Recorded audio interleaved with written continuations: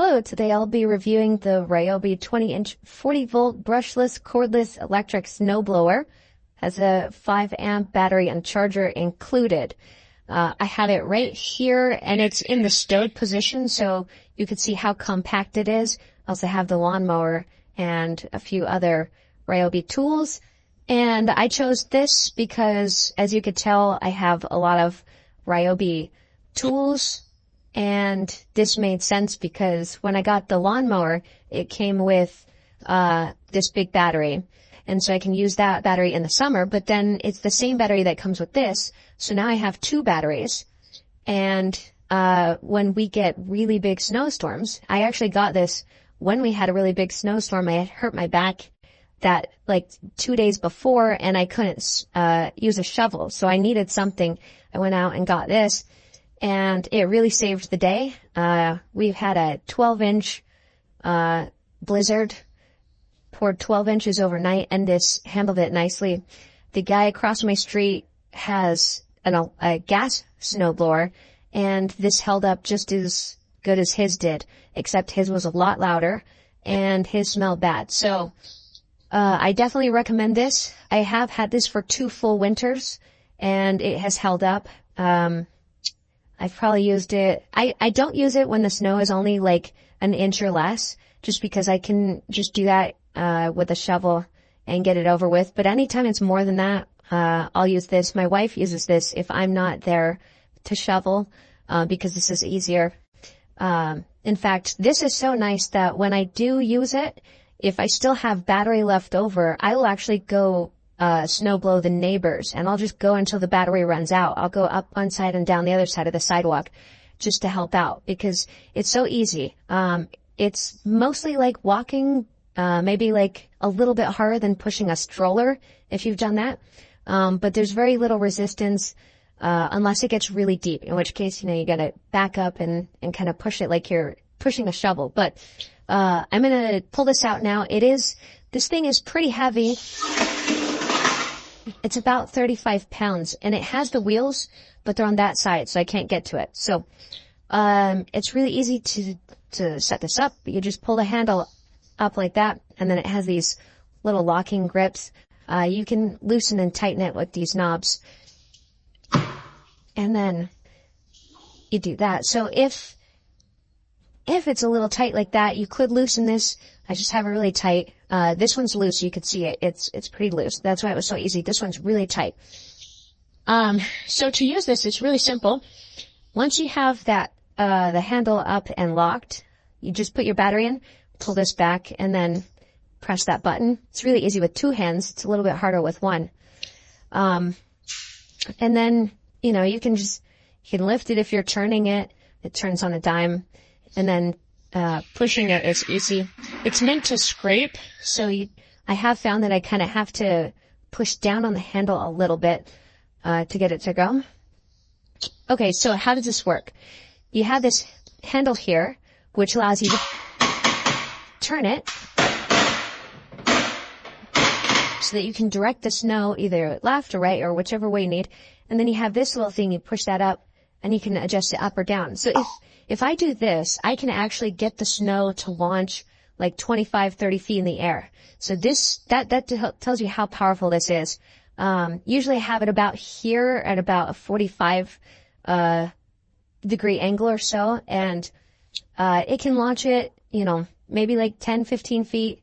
And then if you have it all the way down, it doesn't really do much. It just pushes it to the side. And that was one thing I didn't know when I first got this, is I didn't know about this. In fact, I didn't know about this for the whole first, snow season. I just found it this last season. And it was like, it wasn't all the way down, but it was kind of down. And so I was like, why is this kind of weak? Cause it was just blowing straight off to the side. It worked, but it wasn't like getting it completely out of the way. So if I was blowing it onto the sidewalk and it's only doing half, I'd have to go over and it was a little bit more, but if I had known about this, that would have been helpful. So I'll grab a battery and, it's really easy. So the battery has a little button here and that allows you to just get it in and out of the slot. And so it would be a little bit hard to do, with one hand. So there's a slot here and there are rails here, and you just slide it in there like that, and then it's so easy you can use one finger to click it in, and that's how you know it's going to work. So let's listen to how quiet this is. So, oh yeah, once you pull this back with the battery in, there's a light. I don't think I've used this at night, so I don't know how powerful it is.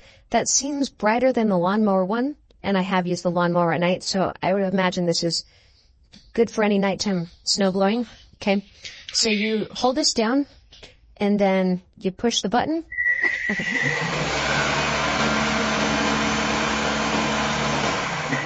And that's it. And so I just let go of that, and it turned off. Like I said, it's not that loud. So to get it out, you just lift this up, press that button, pull it up, and there you go.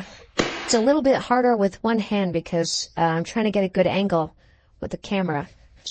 So I'm in a interesting position. And then taking it down is just as simple. You pull the handles out. Again, this one's a little bit tight. Fold that up. And that's it. You know, it's there's not much to it. The charger is really simple. Just the same where, you know, there's some rails here where you can't see it, but you just slide the battery in and turn it on. Let me demonstrate that real quick. So here's the charger and here's the battery. So this has the rails here. This has the rails here. So you just slide that in and click. So it's like I said, it's easier with two hands because you can hold it from sliding because there is a little bit of force needed to click it in. This tells you how it's charging. So let's just carry this over to a plug. Okay. So if you see, I'll just plug this in right here. Takes a second to turn on, and then it'll tell you the status. So red means there's nothing in there, or it's not charged, a dead battery. There's an orange for a warning sign, and then flashing green means it's charging. Solid green, like we have here, means that it is charged, because I charged these up after I mowed the lawn a couple days ago. And so that's about it for this product. I really like it. I can't think of any cons other than, you know, this is a bit tight, but that's my own doing. And this wasn't obvious. Maybe it was in the user manual. I didn't really read it. So hopefully anyone watching this, if you get it, you'll know about that, because it's actually really fun to shoot it up high. We were having a snowball fight with my daughter, and I was using this to launch the snow at her. And so she didn't stand a chance. But it was really light. It like really airs it out, so it's fluffy. So you can have a lot of fun with this.